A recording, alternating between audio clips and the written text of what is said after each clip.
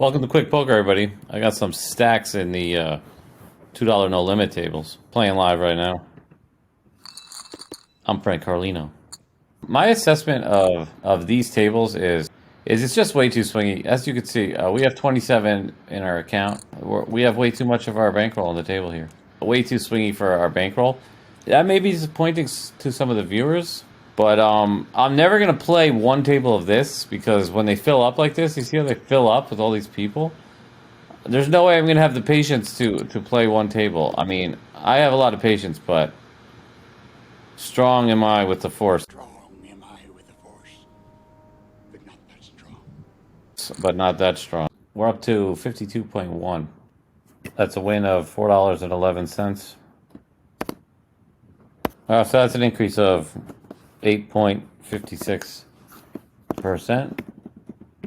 And our new bankroll is, all right, not that much progress, but we've had increases of 17.22% and 8.56% to bring us up to 52. So we've had a lot of increases. All right, so March so far, we started with 30, we're up to 52. March started with a 3.6% decrease and had now we've had these 3 nice victories.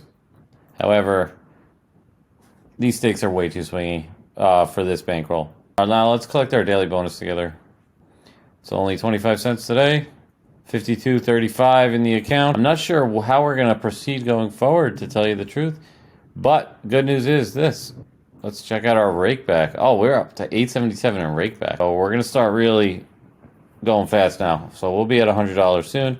And then after we get to 100, we'll try to get to 500 and 1,000. So far, no more cashing out. That's the plan. Just gonna, I don't need the money. I don't have to cash out. I don't really know how we're gonna go about the rest of this. I like earning the rake back, but our bankroll is just too small to follow the 5% rule and thus play even the $2 tables.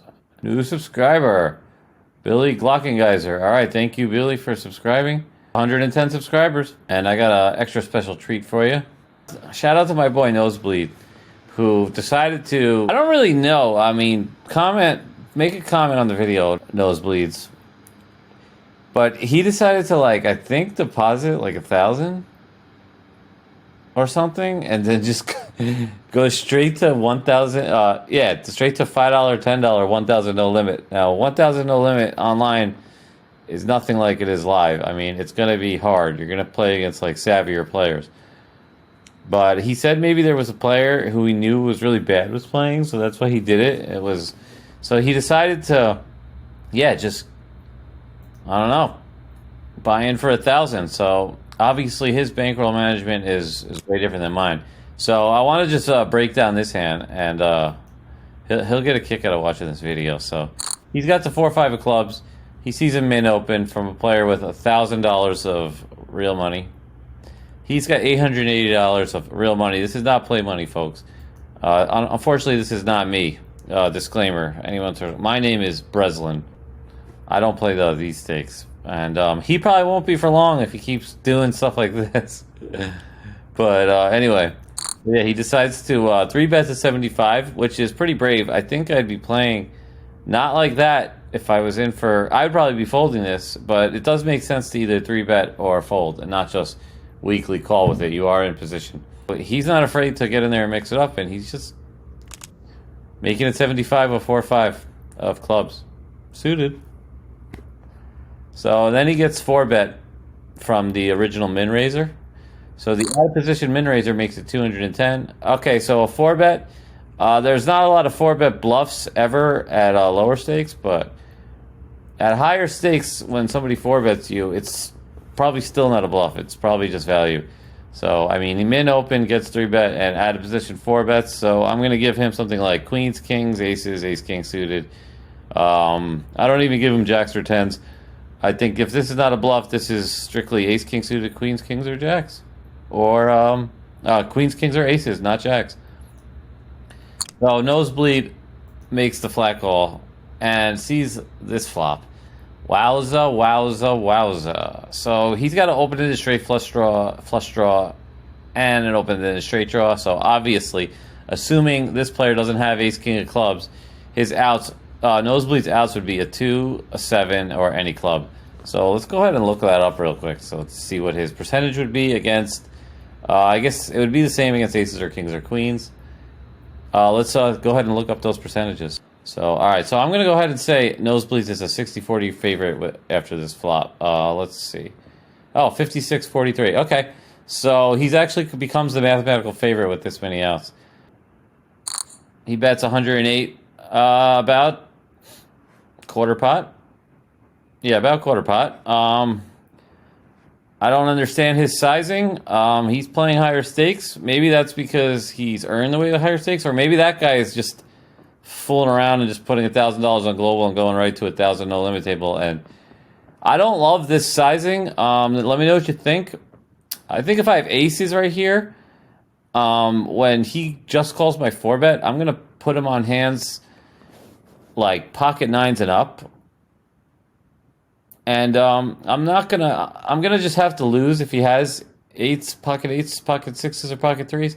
And I would go for maybe a 3/4 pot size bet so I could jam the turn. But this guy goes for a 3, a quarter bet, about a quarter pot bet. So easy call for nosebleeds. Well, the $108, he calls queen we don't like. So I believe the reason why maybe he does bet small here is because now he is afraid of pocket queens. Because nosebleeds could easily have pocket queens, even though he has 4 or 5 of clubs. You know, this guy doesn't know that. So he goes for another small bet.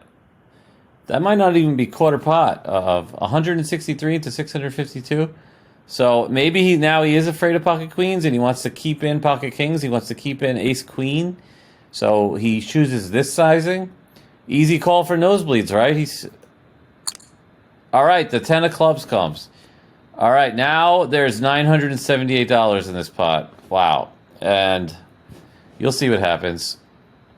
The pre-flop aggressor goes for the jam. Nosebleeds actually tanks, so he's calling just for the clubs and he tanks. So now he's actually afraid of ace king of clubs.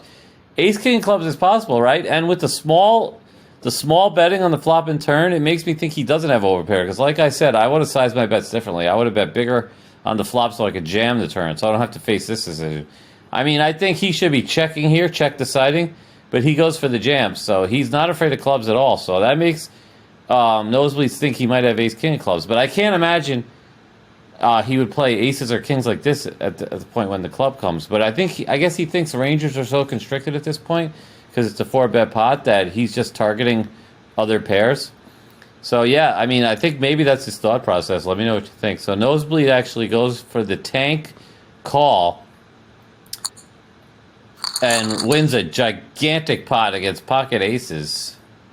So this guy goes with aces, no club, decides to jam that river. Maybe he was nervous at that point, but I hate everything about how this guy played the aces. Like I said, I like everything he did. We can watch it one more time. So this guy, I like everything he did pre-flop, but I don't love his sizings. I don't know if the best players in the world are using those type of sizings right now. But I would have... See that? Look at that. I mean, come on. At the end, I don't know what he's doing. So, yeah, I would have sized up with the flop and then jam turn. And then he would have had to call off. So nosebleeds would have had to call off to hit the flush. He might have folded. And if he called off and beat you, you could live with that. But if you let him get there by betting small and then bet big once the club comes, I hate the way player 2048 played this hand. But nice hand, nosebleeds. Staying with 52-35. Hopefully we'll get up to the point where we could play high stakes like that, and that'll be my hand. But nice hand, nosebleeds. And that's all I got for you today. Check out some of my shorts and check out this video right here.